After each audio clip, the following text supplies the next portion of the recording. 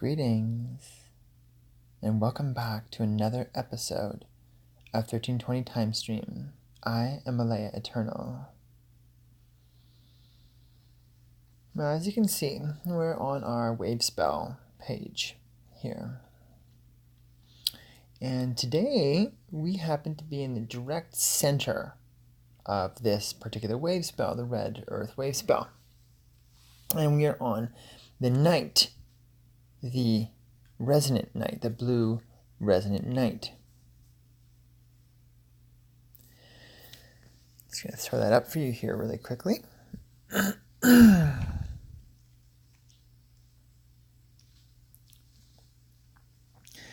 As well as the night will be located, the resonant tone will be located in your neck and spine. And the night is located in your right ring finger. So we have the neck and spine and right ring finger. We're going to take a little breath through this currently just to get those energies excited and start vibrating. So breathe in through your neck, energy conduit, and your right ring finger when you're ready here.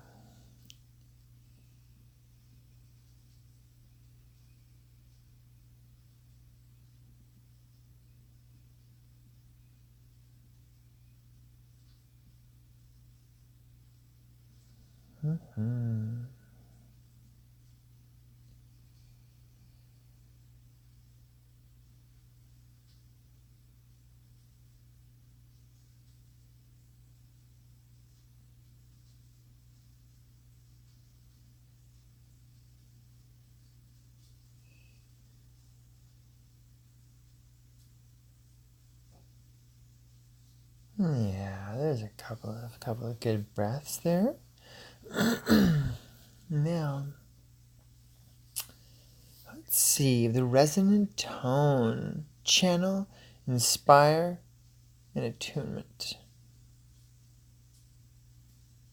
Well, I feel it's very appropriate for this kind of energy and description to be paired with the neck and spine, even though really, how couldn't it be?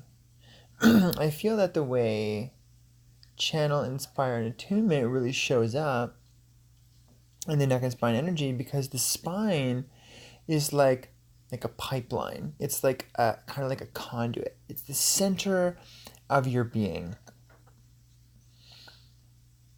Your chakras are kind of tuned and aligned via the spine. And your central column, as it's known in many practices, is where all of the kundalini and the energy moves up as you're working with those chakric flows of energy. And in this way too, the idea of channeling, when you begin to channel, you are like a vessel that is full. You are like an antenna that is attuned and open to receiving. And so this channeling process, very much like a canal or a waterway, something like that, it can also be known as a channel. That channel is a space that energy, that water, can flow into and move through. So the neck and spine, the energy conduit, that is our central channel, is represented by the resonant tone. Channel, inspire, and attunement. So we have the channeling here, the very energy of a frequency or a transmission or something, some kind of presence, mainly for me just defined as a flow of energy. There's an onness, a flow of energy. It's unhindered, and that gets expressed as many different things. Maybe you're watching, some video or listening to a documentary where there's a person, channeling the Arcturians or something. Maybe you are writing a book or writing some music or something like that. You're channeling. That's kind of how this information is flowing through you. And this kind of wisdom and knowledge can actually help with the creative process. In fact, this actually leans in a little bit to the night which we'll touch into in a second. So I find as you kind of open yourself up to this channel, that information that you're participating with, that connection that you may be hoping to or are wishing to expand, begins to turn into that inspiration. If you're that book writer, if you're that musician, well, I'm sure you already know what that inspiration looks like. It's a flow pattern of what you're doing. Maybe the story begins to come through for the book you're writing. Maybe all of a sudden, the notes to the melody for your song begin to just pour right through, begin to flow directly into you. And you're just putting them out on paper or putting them out on your guitar or on your synthesizer or your flute, whatever it is that you're working with as a medium of representing this channel and channeling your inspirations into. This very, very simply, I find, creates the third of these three words, which is attunement. Once you have the channel open, once you have that inspiration, you kind of know what it feels like. It's like very much like a radio station. A radio channel is absolutely no different. A TV channel, right? And so what we're doing here is we're tapping into a frequency, and beings around the world, whether through TV or radio or whatever, are broadcasting or transmitting a frequency. And you can tune in to that frequency. And in the exact same way, you're tuning in, you're attuning to that inspiration, attuning to that channel. I feel that the channel and the inspiration are in some way inseparable. Kind of like a smaller circle in a bigger circle. While the channel in some way happens first, the channel and the attunement are kind of not really a separate function. Though they can necessarily appear one before the other, maybe not. I find it kind of all happens simultaneously, but I inspire you to really discover it for your own. This may be something that just I have experienced, and it may be different for others. Channel, inspire, and attunement. And so as we work with that, as we listen to that radio station the first time, let's say we're flipping through the radio station or the channel, whoa, that's an amazing song. That's just so beautiful. That really touches my heart. What station on this is this on? What channel is this on? And so we remember it's, 93.144 or whatever. And you can go back there now. You can attune to that. Right? So that attunement process is like checking into your frequency sense radar, kind of like inside. And you can hone in on those subtle frequencies and attune to many different aspects of the universe, of creation, of your artistic process, of people's emotions, of a communication that wants to come in, and of your dreams. That leads us to the night, which is the dreams, abundance, and intuition. It is the waking dreamer. It is the awareness of the dream, awake and aware of itself. It is the consciousness, the very awareness that is within the dream, that also bridges all of these realities together because it represents the awareness. It is a very timeless frequency because in many ways it is not bound by time, especially linear time. In such a way, this is coming first, I'm just going to speak about it, intuition comes to play. This intuitive process, because the energy is so unbound. The energy that is the waking dreamer, the awareness that flows between all formats of reality consistently, even though your main attention may be considerably wrapped up in a perception of reality. This intuitive energy, the energy that is into it, It's feeling the whole structure. It's feeling the whole pattern. Even if though the front of your psyche is not, the first attention of your awareness is not directly feeling that. The second attention is. And in subtle cues, it will communicate with you whatever it is that you need to be communicated at whatever time. Because that part of you is seeing the past and the future. It sees time very differently and can feel the nuances of all of that very directly. But because it's such a disembodied frequency, it may not make sense. So it ushers in trust. It ushers in a listening to the more sensitive spaces of your being. I'm going to go to the dream aspect now, which we touched on earlier. The dream aspect of the night, in many ways, represents the classic format of dreams, which is, what happens when you're asleep, or what happens when you're in a REM kind of state, where you open up to that kind of dialogue that's going on that kind of takes on a storyline and usually very abstract, which usually there are many messages in.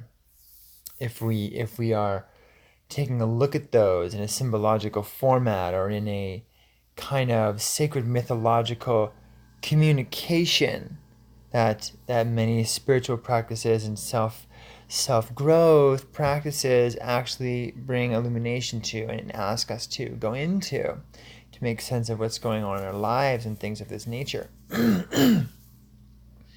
I feel it also represents our dreams, what we hope to accomplish, our individual and collective dreams, and how we're going about bringing those to light, how we're going about becoming joined with them, reducing the separateness from the dream aspect to the it's happening now aspect.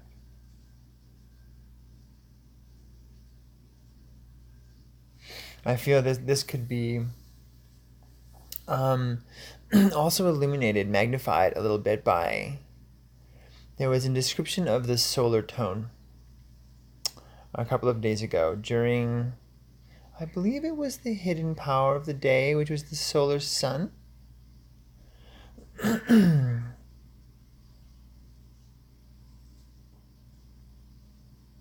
Yeah, I think that was the dragon day. Yeah, it was the dragon day 2 days ago, the beginning of this harmonic run. And so there's a very good explanation of intention. And I feel this kind of dream that the night is signifying, that personal dreams, collective dreams, also goes into that. How can we help make our dreams reality? Well, in there is also the process of turning intention into intent. And so I would encourage you to watch that video, because it was actually a rather long description. It was very precise in the mechanic of the flow of energy cycling around intent, representing the solar tone.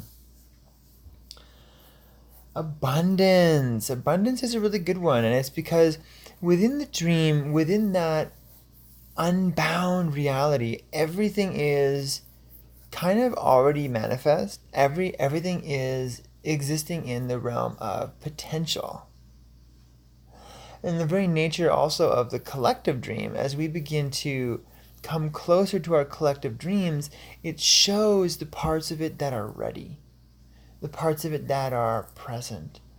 And an abundance can mean anything. The abundance is just a presentness or a readiness of the different energies, the different patterns that are available to participate in whatever this pocket, this containment field, the excitement within that is now becoming in such a way that it's showing up in our lives. There's always an abundance of something in any causal reality, and that's how we're experiencing it. That's why We have an emotional value with something. There is an abundance of some goings on in any aspect of our reality, because this is a dream too. The waking dream, the sleeping dream. It's all a dream in many ancient mythologies, in many ancient First Nations and Native peoples, talking about the waking dream. And so abundance, the aspects that are allowing the very dream to exist, is a nature of abundance. And this also then further brings us to the nature of, say, our own personal abundance. Because the night also as a symbol represents kind of like matters of the personal home or personal dwelling space. And so this is also a really good day to focus on the home space, focus on personal space. Also within, focus on what's going on your inside. This is a good day to feel into your emotions, go into some of those darker aspects. Because from those darker aspects, a personal love and light will come. This is where our shadows hide. This is where our demons hide sometimes. And as we witness them, bring love and light to them, they transform, and they all hold key pieces of this reality for us. And as we're growing and as we're being shaped, as our consciousness and our psyches are being shaped, as our emotional bodies are maturing and being shaped, it's these shadows, it's these deeper, darker recesses of our subconscious and our unknown that are holding stuff that we have somehow left there. Because we're focusing so directly on the forefront of our awareness in these logics, that this aspect can get buried in our depths. And so the sensitivities, the intuitions, the emotions, those dreams, those subconsciousnesses, these are the energies that come forth today. And so you put those together, and I feel you have this energy of like attuning to the dream, channeling abundance, kind of allowing the intuition to flow. I find the intuition is actually a very good way to explain this, because of the word channel. And intuition is kind of just a thing that happens, and you kind of channel that intuition.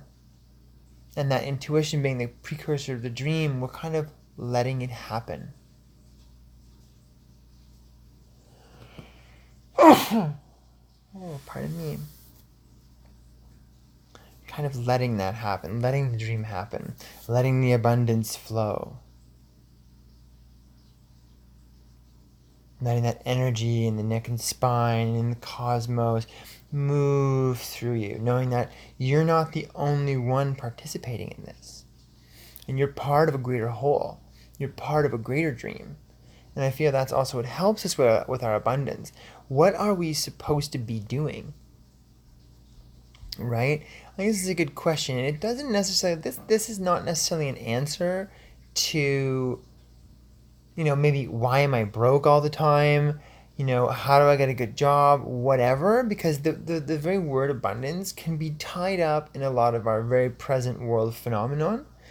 Though I feel it's those queries, it's those fears that really shrink the container around what abundance really is, as we start to signify abundance as like money. I'm abundant. Then it changes to a more well-being format of like, oh, I have the food, I have the goods, right? I have the resources. And those are all very poignant attributes to abundance. And I feel that all of what the abundance is representing in the dream, in the night, does also represent those things. And this is why I go into this holistic picture energy, because sometimes we may feel a lack of that abundance, a lack of that flow, because our energy or our mentality or our dream can be bottlenecked. It's no longer flowing. We're not attuned. Maybe we've been trained to not be attuned for many years of our life. Maybe we've been struggling with this for many years. This beckons us to look within at the things within ourselves that we've locked away because we've decided to, listen to someone else who was successful and told us, whatever their plan or thing was, maybe part of a documentary, maybe it was cultural programming from school or from parents, and it wasn't really you. All right? What's important is we're living from our truth, we're from our authentic soul. And as we do that, we attune with the universe, with creation, because we have a special code and it resonates with creation. It resonates with reality. And we will attune to that and it will support us to participate with us and us with it. And as we attune more, as we channel that inspiration, that will be the founding aspect of our abundance. It will allow our dreams to come true because we attune with the parts of reality that allow that dream to no longer be separate from us. And that ushers the abundance. So there's a little bit of energy to meditate on in respect to the blue resonant night.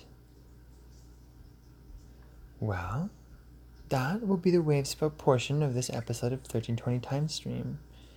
Stay tuned for the affirmation section.